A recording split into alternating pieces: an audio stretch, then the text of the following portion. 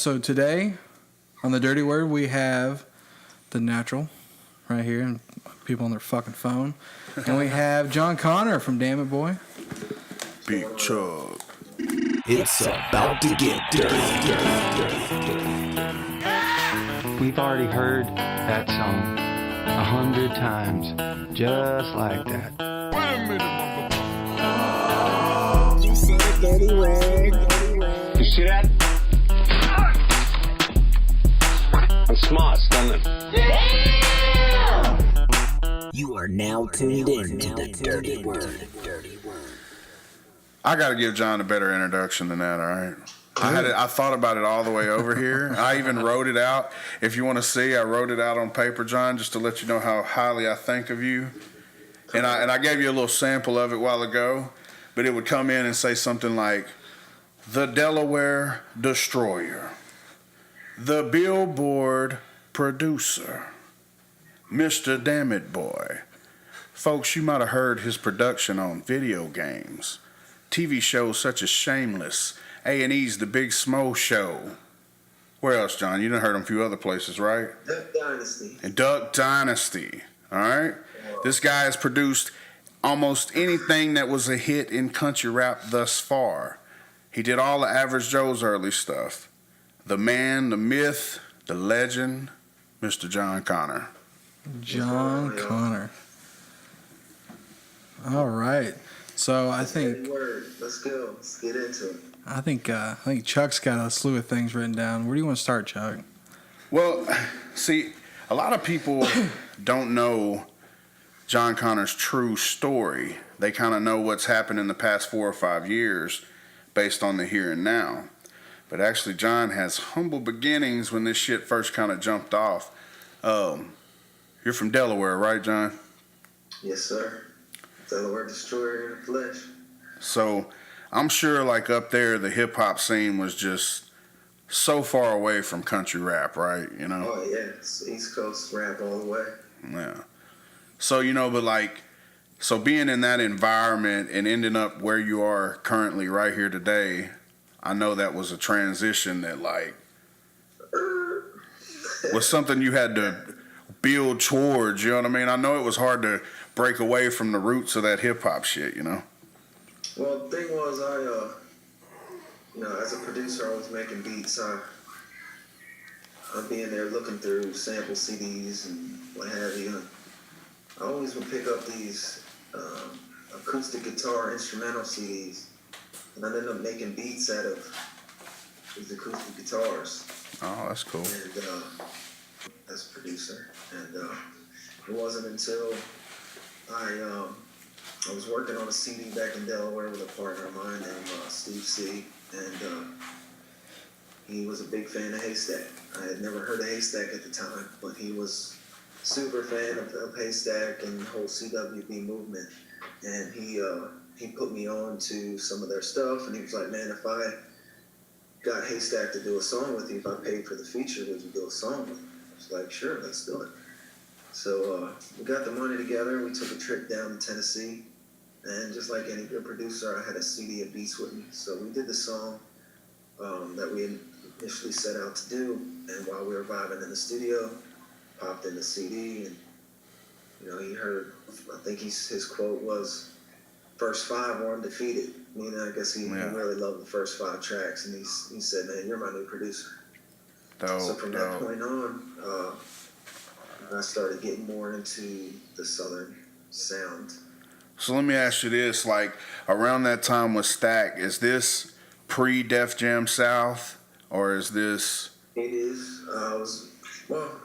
It was pre, but it was kind of shortly after I was introduced to him. It was happening. So for everybody that don't know, Def Jam's kind of dissipated in this day and age, but during that time frame, that was the label you were on when you were a big dog. It wasn't. Yeah. They had everybody that was heavy in the rap game was. And I remember him calling me and saying, "Man, Scarface wants these records done." And Scarface. He flew me down there, and we locked in, and we created a whole bunch of really good material around that time, which ended up coming out on later CDs like the White Boy trilogy, the White Boy record, Bonnie and Clyde.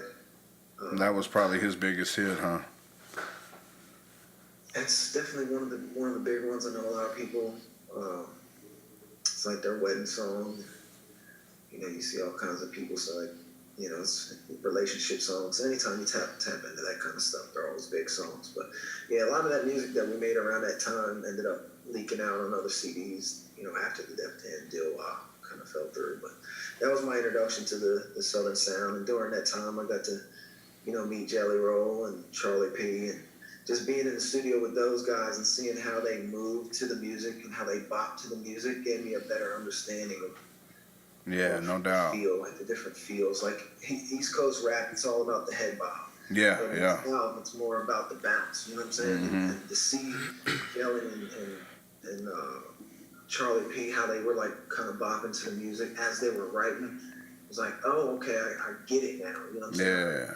Just seeing them feel the music helped me feel the Southern sound, you know what I'm saying? And I truly grew to enjoy Southern music.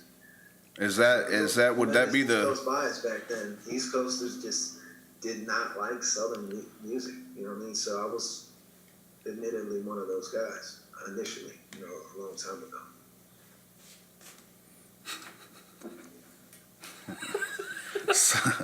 We had to hide some things. So would you say, is that around the time, is that where you ran into Smo, was throughout that whole, with the Haystack movement thing? I ended up doing about 42 tracks for Haystack over the course of our time together. During the period when he was recording the album, Hard to Love, what I didn't know was all the beats that I was sending him to write was going to an email called like American Glory or something like that at Gmail, and what was happening was he was recording all those demos at Smo's house.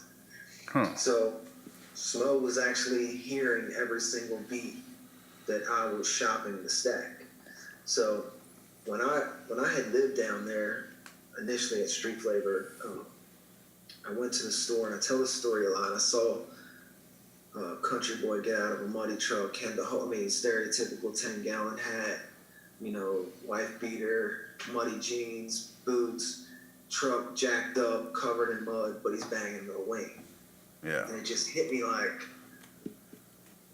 there's a whole segment of people out here that dig hip hop that aren't being represented. Yeah. You know, like with the lyrics. Boom. You know what I'm saying? They love the hip hop music, but they obviously can't really relate to what some of these more city rappers are saying. So I kind of was saying to Stack, like, man, you know, we need to tap into these guys. So I started sending beats, and one of the beats I sent for Hard to Love was the beat that became Kicking It in Tennessee. And when he heard that sound, he was basically said to me he was more, considered himself more Southern. Yeah. But Smo was, what I didn't know was when I was sending these beats to Haystack through this Gmail, he was tucking the beats that he liked to the side that Stack was passing on.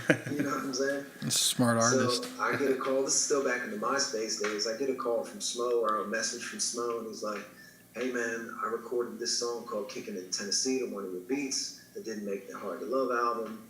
Do you mind, we've already shot a video, I just wanted to get your permission, and, you know, to see if it was cool to use the track. Knowing they'd already shot the video, I was just like, yeah, gave him my blessing, you know, I was like, man, just make sure, you know, I get my credit, whatever, and I'm cool with that, let's rock. Yeah. And I had met Smo when he was out on the road, he was Smo's hype man, so I got to meet Smo in Philadelphia when they came up my neck of the woods. Philadelphia's about a 30-minute ride from me. So I went up to see him. Go Eagles. Opening up for ICP. So, you know. ICP is in Insane Clown Posse. About That's not bad. 2011, maybe it was a year and a half later, Kicking in Tennessee was doing major work for Smo, was approaching the 1 million mark. And I got a call from Smo's manager and was like, you know, I've signed Smo to management, and I've had him in the studio with a bunch of big name producers, and we can't recapture this sound that we're looking for. And so I eventually asked Smo, man, who produced, you know, Kicking It in Tennessee and Old Dirt Road and CWG, some of his favorite songs from Smo's album that he put out that time. and American Made, I think it was. And he was like, man, Jon Conner did those tracks. I said, well, why aren't we working with him? So Smo actually flew up to Delaware the first time we worked together, officially in the studio. And we cut a bunch of records that ended up making the Grassroots EP. During that time, man, he was working on a sizzle for the reality show.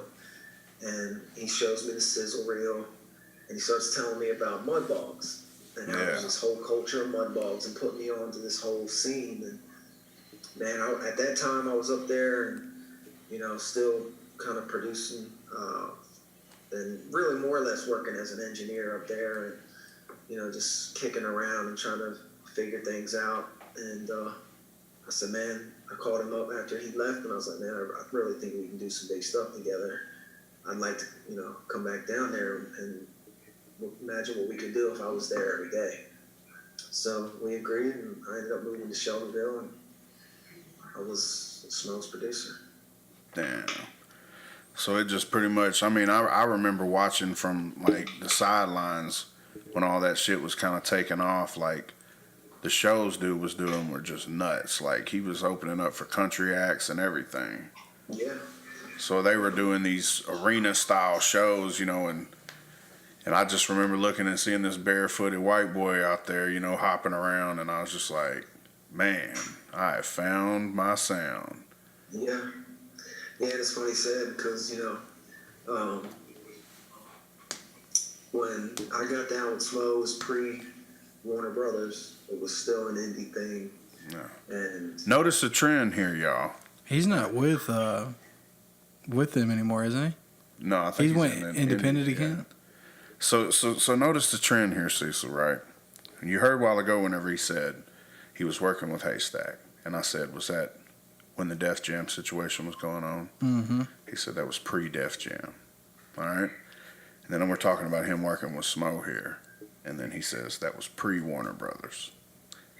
So the important piece of the puzzle here is, like, Jon's fucking with these dudes before they actually get their big breaks. Mm-hmm. They probably already had the momentum going. It might have been already written in the stars to happen.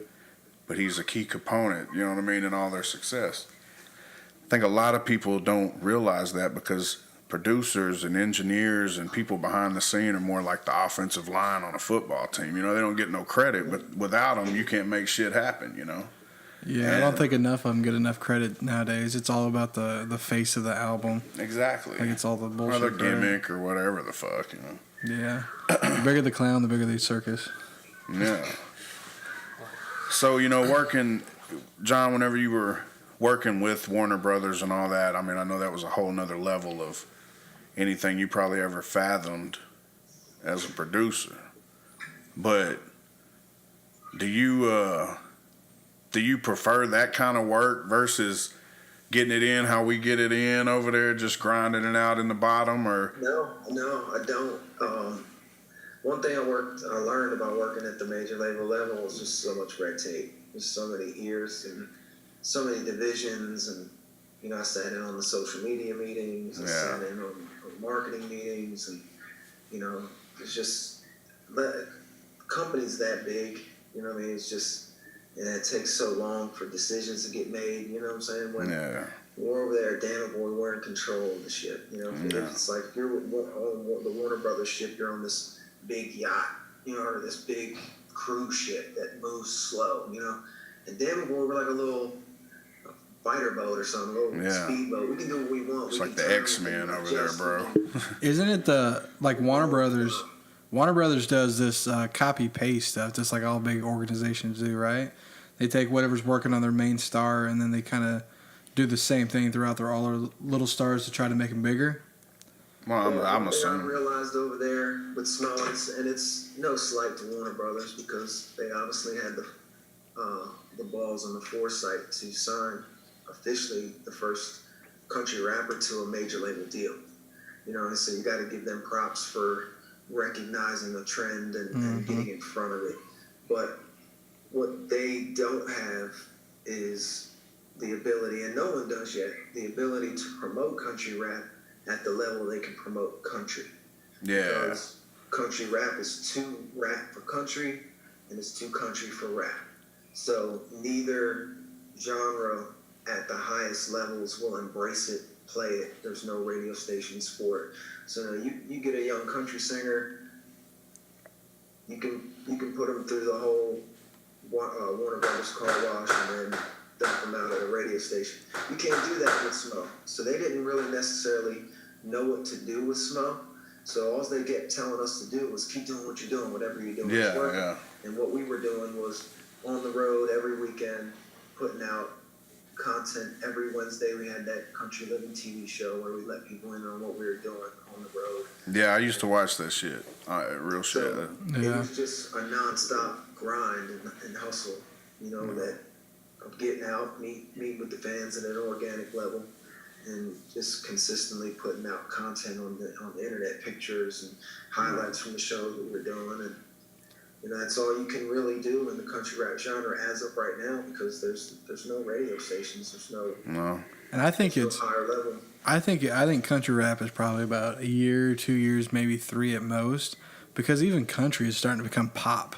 Yeah. I mean, with all the newer country singers are all starting to go to that pop feel instead of that traditional, like Hanks Jr. I mean, it's all going to a pop feel. So eventually they're going to have to take country rap. It's going to take, and it's one of the reasons we started Dammit Boys, it's going to take more labels doing it. Can't just be Average Joe's. And now we have obviously the label we're signed to, 13 Skulls, but we initially started Dammit Boy to cultivate, use our resources and our expertise in the country rap genre, because one thing that I was able to do with Smo was I was in part of his band, so I got to go do about 75, 80 dates. 20, 30 of them were at Mudbogs. Yeah. The rest were just all over the South. And just seeing the country rap scene and getting in touch and in tune with the fan, and then those guys, liking the social media pages, and then me interacting with them, and then me being able to, see on an organic level what works out there at the Mudbog gave me tremendous insight when I'm in the studio making tracks. So we started Dammit Boy to, help the culture grow. It needs more platforms. It needs more record labels. It needs more promotion guys. It needs more booking agents. It just, in order to grow and sustain itself, it needs more companies that dive into the space. Yeah, so that's what we're doing at Dammit Boys. We have Chuck and we have Tin Man, and we've done work with guys like Mike Manick and Charlie Bonnet and these guys. So we're just going to continue to try to put out the best country rap music that we can make. And now I'm gonna before we get too far in the present and the here and now, there's one more little pit stop on the Jon Conner road of success I want to stop on. So you leave Smo. We won't get into all the reasons or whatever, but you end up meeting Shannon Houchins, right, from Average Joe's. Yeah, so it wasn't really a bad thing. Everything comes to an end, and no matter what it is. And once we had completed Smo's album, and like I said, everything at the major label was a real slow thing. It was time for him to hit the road, and they had a TV show coming up, and I just felt, for me, my place is in the studio. The things I like to do the most are create and build. And they had a new guy coming into the band, Hayden, and I had a choice to either stay around and keep shooting behind the scenes video content and wait until it was time to get back in the studio and create more music, or take what I learned and go start something of my own, which is really what I was pushing for the whole time. But Smo was like, hey, let's start our own label. Yeah. I was even, believe it or not, was one of the guys saying, man, let's not sign with Warner Brothers. We got the formula to success right here. I mean, Smo was selling, a good number of units and doing a good number at every show. I'm watching, $2,500, $3,000 a night just in merch. And with that kind of sales and money coming in, that wasn't enough to sustain a small record label at the time. And I felt like they could have used Smo to spearhead it and be the face of it. But, they chose to go that route, and you can't be mad at them or fault them for that. But for me, it was like, I enjoy the brand building, and Smo was built, and I needed another challenge. Yeah, You know, yeah, it's no like, doubt. You know, and Sound it like was so Cecil over here. insulated. You know, working in the Smo camp, I was only working with Smo. Wow. And I was like, man, there's all these other country rappers out here I'd really like to work with. And so I chose to leave, you know, right before the show popped off. And there was no hard feelings, at least as far as I was concerned. It was just like, hey, guys, you know, it's been real. I think you guys are in a great spot. And, you know, I want to pursue some other challenges. And everything was cool. I'm still cool with Smo to this day. And at that point, that's when started, you know, coming down to Nashville again. I reached back out to David Ray. I was, you know, kind of reassessing what I wanted to do and who I wanted to work with. And I was seeing Eye for an Eye all over my Facebook feed. Yeah. You know, I identified some of the same things about the Eye for an Eye movement that I saw with Smo, just reading the comments and seeing the fan interaction. And, Yeah, you know, yeah, they're loyal. I had already known David Ray, and excuse me, I had already known David Ray, and I was like, hey man, I've been watching what you guys are doing. I just learned a whole bunch of stuff working with Smo. I think I could really be an asset and help you guys out. And started coming down, working with the Eye for an Eye camp, and as you know, Bubba's, you know, was involved with Average Joe's, so. They were interested in signing Eye for an Eye, and it naturally led Dave and I over there to discuss with Shannon not only Eye for an Eye business, but, you know, producing some stuff for the Average Joe's artists. I got a question for you, John. Who do you think is the most overrated artist right now? The most overrated? Yeah. Man, I have my opinion, and I'm going to do this until I get his attention. Tin Man. Or no, not Tin Man. Mini Thin. Mini Thin. Not 10. Not we 10 love Man. you. We love I you, haven't met 10. him yet. No, Mini Thin. Because I called him out in the last one. To be overrated, I think you have to be really highly thought of. I love it. I don't mean that in a... He's a politician, is he? I mean, I don't... You know, Nathan has his fans, and he does his thing, and obviously we did a project on him, and I don't got any beef with him personally, but, you know, I don't really feel like he's overrated. He's a poker player. He is a poker player we're dealing with over here. So, John, we're going to dive into the here and now, all right? Okay. So, the state that country rap is now in, this baby that you fucking created here, and you look around. Creating it, but I'm definitely a part of it. I feel like, you know. Well, these fuckers have lost their mind, bro. They went from, I mean, we got a bunch of these millennials like this good cat we got over here. This is Sandman, by the way, John. You've met him before? It's Yeah. Upchurch's #1 fan. Yeah. No, man. Again, Upchurch, please reach out to Sandman. It's a signed T-shirt. He liked fucking 50 pictures today trying to get your attention repetitively so it would be like on your Instagram feed. But, so I see these cats like doing the whole like drama and beef and talking this shit and that shit and, you know, just trying to follow that whole hip hop thing that was laid out before us. I mean, it seems like people don't respond to the shit the same way they did with rap. I don't know if it's... Or has it got attention since Biggie and Pac? It's a different culture. Yeah. The hip hop culture is based off of competition. It was based off the battle. It was based off all that kind of stuff. It was based off beef. But country rap, everybody was cool. You know, everybody knows each other. You know, it's like everybody see each other at a show, have a beer with each other. You know, and it's not really a breeding ground for conflict. You know what I mean? So, Sound one. I don't know. Yeah.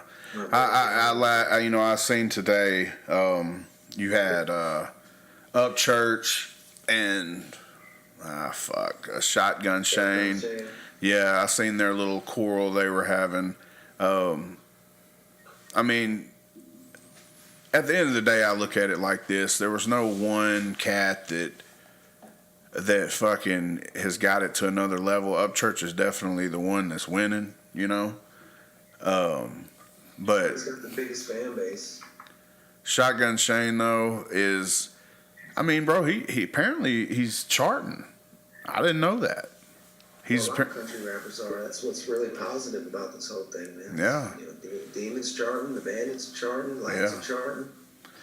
So you've worked with, you've produced tracks for a lot of those cats. I mean, so listen to the here and now of what this country rap is today. You've worked with a lot of these cats, right? As a producer. Yeah, I don't think there's anyone we just named that I haven't worked with. Or me and Dave, me and Davis, Dammit Boy haven't worked with. Yeah.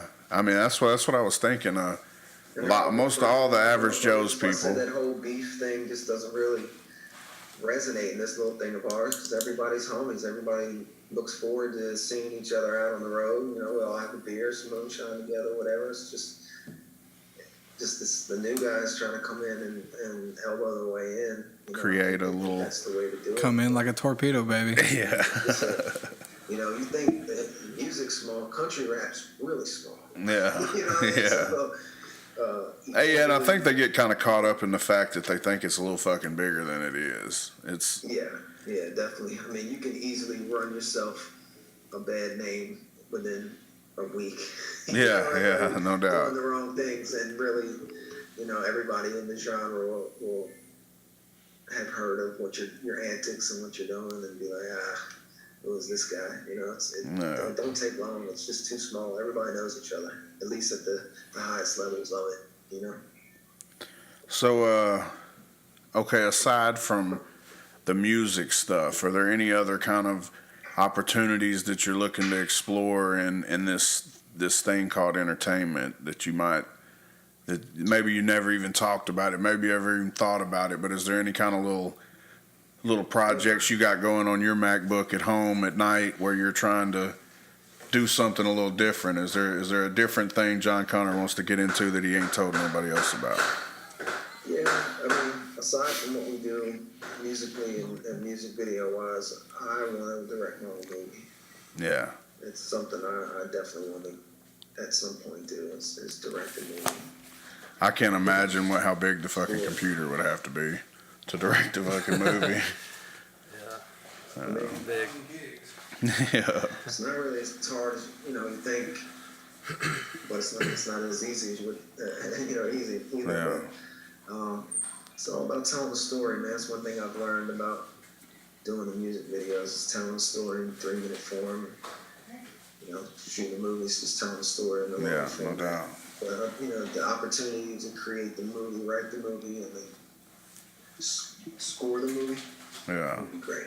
Actually put the music to it. Yeah, that would be that right there would be nuts. And that's something I could really see you doing right there.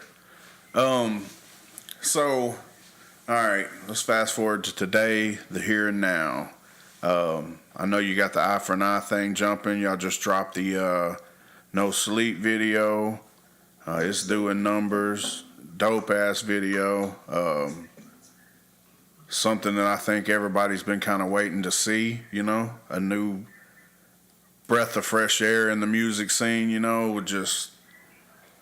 definitely got all your fucking shit together, Yeah, it's definitely coming together. It took us a while, obviously we were signed over there at Average Joe's, and just kind of felt like we didn't necessarily fit, so to speak, musically. Obviously, Bubba was a part of the group initially, so shout out to Bubba Sparxxx. Our way into the country rap scene, obviously being a producer of country rap, it all kind of lended itself, a perfect storm that ended us up at Average Joe's. But looking at each other and realizing like what we wanted to do was a little bit different. It was more harder edged. It was a little bit more urban, and it's kind of what reflects in this new music, calling it trap rock. It's I like that, trap rock. Yeah, it's like it's what we feel Linkin Park would be doing if rap music was like it is now back then. Obviously trap music dominates hip hop. The Southern sound dominates hip hop. You figure, the past rock rap groups all kind of were rockers that dabbled in rap, whereas we're bona fide rappers that dabble in rock. So Yeah. the dynamic of the mixture of music is a little bit different. You know, we're more urban based with a flair of the guitars, and obviously we got JR and who's former guitar player for Motor Grader, a metal band, and we got Johnny Knight, and do a great job of getting on stage and adding that oomph with the guitars. But it's still, at the end of the day, it's trap music underneath. Yeah. We're bopping and we're rapping on it, you know, so it gives you a little bit different feel than any other traditional rap rock type of sound. Yeah. So, John, I gotta ask you, man. Sandman is he's an artist, okay? He had a hit record that it went Stop. It went viral around the dealership. a little song he dropped called Anxiety. Do you want to hit a line off Anxiety real quick for us? I sure the fuck don't. That was a hiccup in my career. That was a hiccup. That was his first one. And it went just viral. So Let's get played on. you know, we got you on the podcast, so we figured you think you could get Austin in there, let him recut Anxiety, man, see if he can let the rest of the world get in on this shit? Or Let's do it. People need to know about the anxiety, dog. hey, I mean, he's just, you know, people have anxiety, man. He wants to raise the awareness for anxiety. Was it Sound and Clouds? Smiles and dimples. Smiles and Dimples. Yeah, it was you know, he fucking took it down when I started giving him shit about it, John. But honestly, though, if it got that many fucking people's attention where we were at, just think what it'd have done worldwide. It could have went viral on Facebook if you left it up. He got fucking scared. He took it down, and he disappointed me as a fucking artist. I was like, you should have left it up there. Motherfuckers would have took off with it, and next thing you know, I'm working for Sandman. Or yeah, because you could have been like Catfish Cooley, and then Tosh.0 would have gave you like a redemption video. Exactly. Boom. Now we're all working for Sandman. Mm-hmm. Jon Conner's producing for you. I'm fucking your hype man. You would have went from Sandman to Rain Man. Yeah. But so John, I know y'all stay pretty busy down there. We got the new studio coming up down there in Dixon, Tennessee. I'm stoked about it. I got to check it out whenever we did the video shoot. I'm excited about that. Bro, it's nice. Just got it painted yesterday. Dave and a couple of the guys from our paint company, Dave's paint company, just got it all primed up, painted. So we're picking out colors, and flooring will be in the next few weeks. So inside 30 days, we should be ready to rock and roll, brother. That's right, folks. We're gonna plug Paint Pros out of Dixon, Tennessee. Call David Ray if you need any paint done, residential or commercial. 2,800 square foot studio. Hell yeah. Dedicated rooms, studio A and B, full bathroom, with shower, kitchen, With the rain shower. entertainment room, studio, all that good stuff. So we're excited about it, man. We feel like it's a one of a kind facility in the country rap space, and we look forward to opening the doors here soon. Yeah, I want to, maybe we could go down there and do a dirty word on the road at the Dammit Boys studio location. Come And on, man. Yeah, we can go live from the studio. live from the studio. It's Saturday Night Live. So, man, yeah, man, we're excited about this podcast, John. We appreciate you, man. You're actually our first fucking guest that we've ever had on. And we had a few hiccups here. The camera fucking went out on us about halfway through. So it's going to be a sound. The dog's fucking tail sounds like a fucking tree limb crashing into the house. And I've slapped my mic stand 7 or 8 times. But, you know, hey, we're working through the fucking kinks, right? You know, we're going to get there, bro. Gotta start somewhere. Yeah, man. Hey, but I would have never wanted to start this with anybody else than you. I do feel like in this genre that is here and now, that is called quote unquote country rap, whatever the fuck you want to call it, I just call it music. It's a bunch of people that aren't afraid to be themselves nowadays.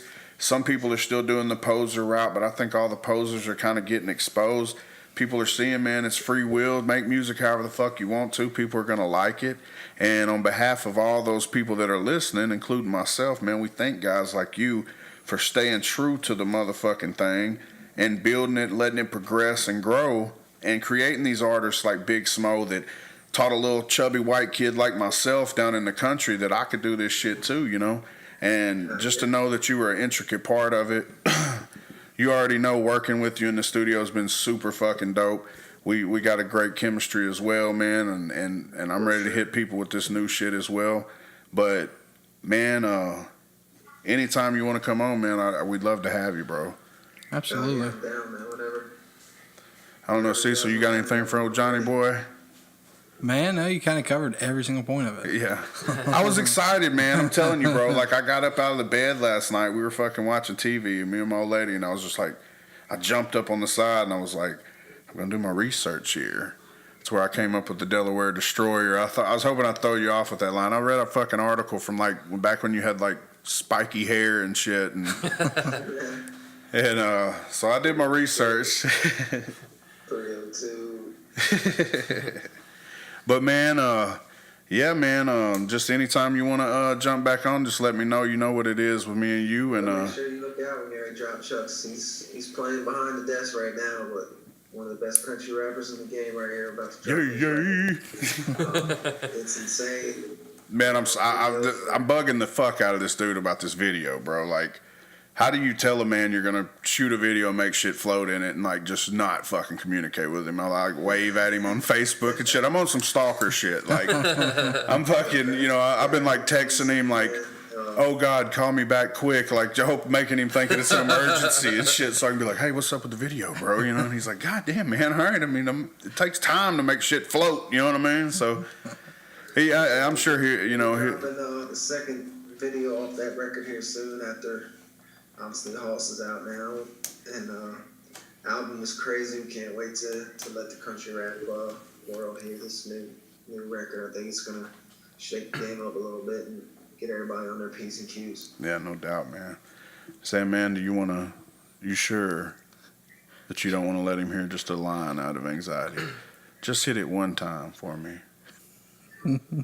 Anxiety. That's not how it fucking goes. Well, how does it go? I can't do it. You've got it on the computer somewhere. You've got John. We're gonna make that happen. All right, we're gonna get you out to Dixon, Tennessee when the new studio is completely finished, and we're gonna re-drop Anxiety on y'all's motherfucking ass. It's gonna give everybody their anxiety. I mean, if I can record in a studio and record it, I'm fucking down. Well, I appreciate Okay, all right, you hear that, John? Did you just hear what he just said? If he can actually get in that studio, he will record the record. I need this, John. I need this. Come on out. Let's do it. All right, it's a date. I've got you locked in right there, buddy. Hey, you know, you don't have to pay me my finder's fee right now. I'll just take lunch. All right? All right, John, man, it was real talking to you, man. We appreciate everything you do, brother. I'm looking forward to seeing you again soon. All right, Joe. See you, buddy. Thanks, guys. So, Diesel, that was Jon Conner, everybody. You heard his spiel and his story. That was good. Yeah, I told you, man, it's pretty interesting, right?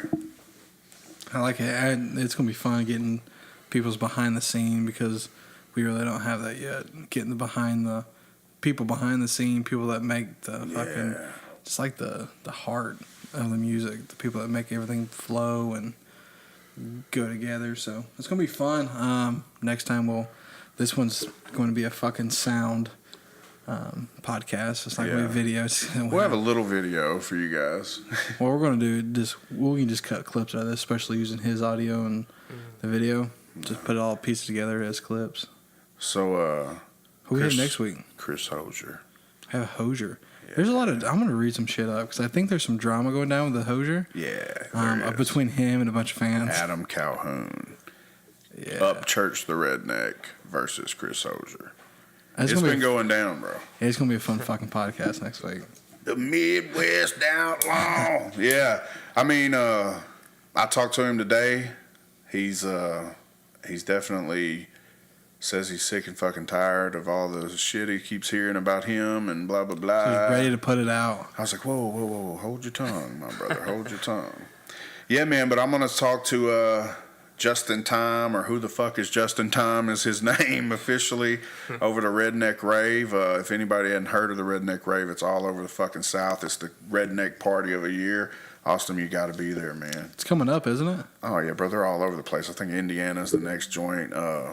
My buddy Big Poe that I know y'all checked out before. My buddy from Monroe, Louisiana. He is tied in there. Him and his wife, Renee, which owns No Mask Entertainment, has been doing a lot of work behind the scenes with the Redneck Rave, getting everything orchestrated, vendors in place and all that. So he's going to be attending a few of them. So I'm sure we got the whole all-access pass to go backstage, fuck with all the artists. It's nuts, man. I've seen it before on fucking YouTube. I mean, is there any near here or any that's Yeah, I mean, I think there's probably one in Louisiana, to be honest with you, which wouldn't be too far away. I'm sure they're in Dallas. Yeah, he put some. I mean, it's worth traveling to. Just put it like that. I mean, you're looking at a crowd that looks like a fucking massive concert, like nothing like what you can probably fathom, like a real legit concert, you know? Yeah, I've had some big shows. Yeah, I mean, Anxiety did go platinum. Platinum and Subaru. Super platinum. So, yeah, so definitely I'm gonna kind of work with him back and forth. He's been doing a little thing jumping off from his social media, from his Facebook, hip hop doc or Hick Hop Docs is what he's calling it or some shit, and he's kind of covering all the fucking controversy and the beef. You know, of course, here at the Dirty Word, we're not going to try to pry ourselves on the beef and the drama and the controversy. But damn, it's kind of interesting, you know? Makes people watch. Yeah. I mean, and I'm into the shit. I mean, I'm fucking, I would not watch one reality show if it was just normal people doing normal shit. Right? What do you think about that, Austin? Huh? What are we talking about? Exactly. See, ladies and gentlemen, that's what we deal with out of Sandman. No sound man, Sandman. Fucking mic sound hot anyways. Yep. Still draws a blank, everybody. All but right. anyway, wrap it up, Cecil. That's it. We need a question of the day. We had our question last week. Question of the day. What's it gonna be? Austin, you got any ideas of what to ask? Chuck asked it last week. Wow, we should have had Jon Conner. Fuck yeah, that was damn. We always Make need to notes. ask that. Yeah, we need to make the make ours notes. ask. Yeah. It's your turn. What's the question of the day? What do you want to know from the country rap community? Do you love me, Upchurch? I do want to know that, but that's for later time. Who's gonna be the first person to get played on mainstream radio? It's already happened. Yeah, go for it. Yeah. Well, Next question. people that are on that coming. Yeah, the up and comers. Let's see. Well, right now, I can tell you right now, I think Demun's song, his current song, has a really good shot to get there. Upchurch, if he does a song and doesn't say fuck in it, it'd probably go mainstream. Yeah, you're fucking wait in line for one of those. I mean, unless he's singing the motherfucker, that's the only way he's gonna not motherfuck you to death. But Charlie Farley's got a dope ass little record, man, called "Where I'm From." It's like it's got this really like fucking mainstream country sound to it. Like, Yeah. Or Smo's got one on his new album that I think would do pretty good as well. Yeah. So, with all that being said, we've got Charlie Farley on the books to come see us. 2 weeks. 2 weeks. Big Smo after that. So I'm excited. We'll kind of jump back into some of that shit. Jon Conner, get him to bring us up to speed on his perspective of those things. I'm interested in. You got to teach these motherfuckers the history, you know what I mean? Because, like, without knowing about the fucking where they come from. I think they just jumped on a mic and started doing it. Yeah, bro, they have no fucking respect. They're up there fucking trying to change it and bash the name of it, but they don't understand all the fucking blood, sweat, and tears that was put into it by these guys like Smo. So I'd rather talk to a big Smo any day of the week than a fucking whoever, Agree, 100%. So I'm excited, man. Well, that's it. Let's wrap it up.